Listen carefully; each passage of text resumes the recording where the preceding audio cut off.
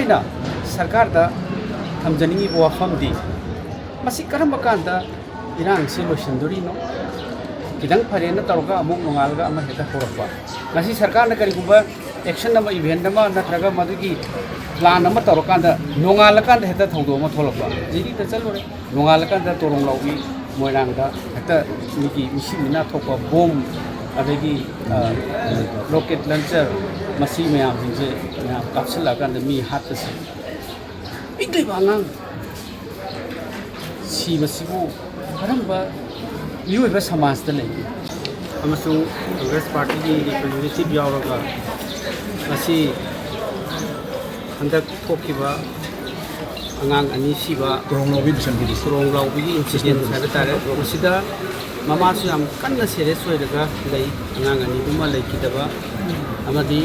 ꯑꯇꯣꯞꯄ CRPFꯀꯤ ꯑꯣꯄꯟ ꯄ꯭ꯔꯖꯥꯗ ꯑꯣꯟꯁꯤꯜꯂꯒ ꯅꯣꯡꯃꯩ ꯀꯥꯞꯄꯛꯄ ꯃꯣꯞ ꯃꯔꯛꯇ ꯍꯥꯏꯕꯗꯤ ꯃꯤꯌꯥꯝ ꯍꯧꯔꯛꯄ ꯏꯟꯁꯤꯗꯦꯟꯁꯇꯨꯒ ꯃꯔꯤ ꯂꯩꯅꯅ ꯀꯥꯞꯊꯣꯛꯄ ꯃꯌꯥꯝꯗꯨꯅ ꯑꯁꯣꯛꯄ ꯃꯌꯥꯝ ꯑꯃ ꯌꯥꯎꯕꯁꯤꯒꯤ ꯑꯩꯈꯣꯏꯒꯤ ꯇꯣꯉꯥꯟ ꯇꯣꯉꯥꯟꯕ ꯄꯣꯂꯤꯇꯤꯀꯦꯜ ꯄꯥꯔꯇꯤꯁꯤꯡ ꯃꯌꯥꯝ ꯑꯩꯈꯣꯏ ꯍꯣꯁꯄꯤꯇꯥꯜꯗ ꯂꯥꯛꯑꯒ ꯌꯦꯡꯖꯕꯅꯤ ꯔꯥꯖ ꯃꯦꯗꯤꯁꯤꯇꯤꯗ ꯑꯩꯈꯣꯏꯒꯤ ꯃꯦꯅꯦꯖꯤꯡ ꯗꯥꯏꯔꯦꯛꯇꯔ ꯗꯥꯃꯣ ꯔꯥꯖꯦꯟ ꯄꯨꯟꯅ ꯑꯩꯈꯣꯏ ꯌꯥꯎꯔꯒ ꯌꯦꯡꯁꯤꯜꯂꯦ ꯑꯗꯨꯒ ꯑꯅꯝꯕꯅ ꯁꯤꯗ ꯂꯩꯔꯤꯕꯁꯤꯡꯁꯤꯗꯤ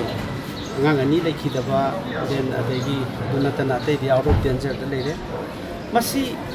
ꯍꯧꯖꯤꯛ ꯑꯩꯈꯣꯏꯅ ꯌꯥꯝꯅ ꯅꯨꯡꯉꯥꯏꯇ꯭ꯔꯤꯕꯁꯦ ꯀꯔꯝꯍꯥꯏꯅ ꯕꯣꯝ ꯑꯃ ꯀꯥꯞꯁꯤꯜꯂꯛꯏꯕꯅꯣ ꯃꯤꯔꯛꯁꯤꯗꯩꯁꯤꯗ ꯃꯁꯤꯒꯤ ꯏꯔꯥꯡꯁꯤꯒꯤ ꯃꯁꯤꯒꯤ ꯅꯨꯡꯉꯥꯏꯇꯕ ꯐꯣꯡꯗꯣꯛꯆꯔꯤ ꯌꯥꯝꯅ ꯅꯨꯡꯉꯥꯏꯇꯕ ꯑꯩꯈꯣꯏꯅ ꯀꯣꯟꯗꯦꯝ ꯇꯧꯖꯔꯤ ꯂꯣꯏꯅꯅ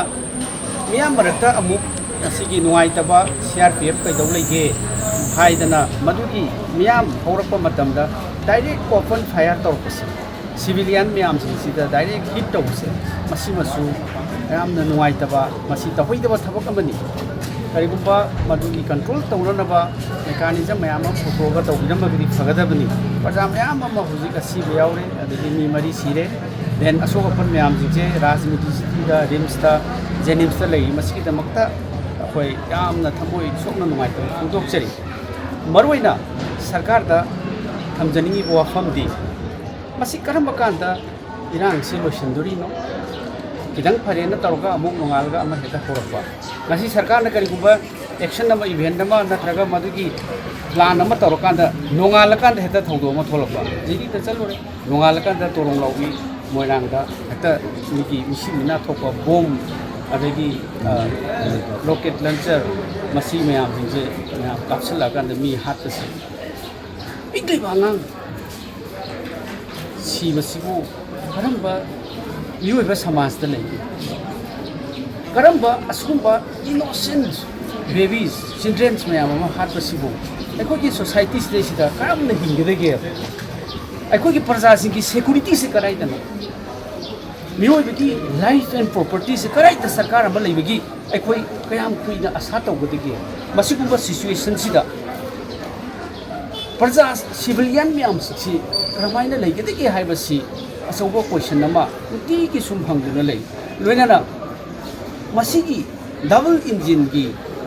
center da leiba government manipur leiba government sigi understanding si karino karamba administration nama karamba solution nama tawrakanda administration sina masi karamaina santi po padu no haibasi policy mu su puthoksu leite concrete plan nama puthoksu leite mishimina no mo hingali ama natraga ama Maidai kuki, Naga kuki, ama natraga ama, thogok ama natraga thogok ama, asum aikoi parja myam sing kari yengaga masi kari asa tawga leiki dagi haiba sinebe kun khali basi maramaduna koi iba thogok tu pung ama da thoe madu kudak ta immediate measure ama lokholaga mara leiba myam singdu hana na basi kudak ta khopna bagi mahutta madu ki kari gumba ama ta strategy plan am ta uda basi su masi su nuaite masi aduki mati sarkar sigi asun base masina tai maramaduna masi kayam kuina sathai gi dege aikoi sugumba thogo wa thokse masina parja myam sida unrest oiba adagi normal oiba situation myam sida masi parja singsi laibada yamna ware ifu purimak section purimak ware adagi thabak thoromam ta tawbang amdre development amta laibang amdre wakhan nuaida akoi development wakhan santi imu manungi ꯑꯗꯒꯤ ꯇꯧꯕꯒꯤ ꯋꯥꯐꯝ ꯂꯩꯇ꯭ꯔꯦ IDBꯁꯤꯡ ꯃꯐꯝ ꯑꯗꯨꯅ ꯊꯧꯗꯣꯛ ꯑꯃꯗꯅ suicide ꯇꯧꯕꯒꯤ ꯊꯧꯗꯣꯛ ꯑꯃꯗꯅ ꯔꯦꯞ ꯇꯧꯔꯒ ꯁꯤꯕꯒꯤ ꯂꯩꯉꯥꯛ ꯑꯁꯤꯗ ꯀꯔꯤ ꯑꯁꯥ ꯇꯧꯔꯒ ꯍꯤꯡꯈꯤꯒꯗꯒꯦ ꯍꯥꯏꯕꯁꯤ ꯑꯩꯈꯣꯏ ꯈꯟꯕꯗ ꯑꯃꯨꯛ ꯋꯥꯔꯦ ꯂꯩꯉꯥꯛꯁꯤꯅ ꯑꯊꯨꯕ ꯃꯇꯝꯗ ꯃꯁꯤꯒꯤ ꯁꯣꯂꯨꯁꯟ ꯑꯃ ꯄꯨꯔꯛꯅꯅꯕ ꯍꯣꯠꯅꯕ ꯍꯥꯏꯕꯁꯦ ꯃꯁꯤ ꯂꯩꯉꯥꯛ ꯑꯁꯤꯒꯤ ꯔꯦꯁꯄꯣꯟꯁꯤꯕꯤꯂꯤꯇꯤꯅꯤ ꯃꯁꯤꯒꯤ ꯂꯩꯉꯥꯛ ꯑꯁꯤꯅ ꯃꯁꯤ ꯗꯦꯂꯤꯚꯔ ꯇꯧꯗ꯭ꯔꯒꯗꯤ ꯄ꯭ꯔꯖꯥ ꯃꯤꯌꯥꯝ ꯁꯤꯚꯤꯜ ꯁꯣꯁꯥꯏꯇꯤ ꯑꯣꯔꯒꯅꯥꯏꯖꯦꯁꯟꯅ ꯇꯧꯕ ꯉꯝꯒꯗꯕ ꯅꯠꯇꯦ ꯃꯔꯝ ꯑꯗꯨꯅ ꯂꯩꯉꯥꯛ ꯑꯁꯤꯅ ꯑꯊꯨꯕ ꯃꯇꯝꯗ ꯃꯁꯤꯒꯤ ꯁꯣꯂꯨꯁꯟ ꯄꯨꯔꯛꯅꯕ ꯇꯧꯋꯤ ꯍꯥꯏꯅ ꯊꯝꯖꯔꯤ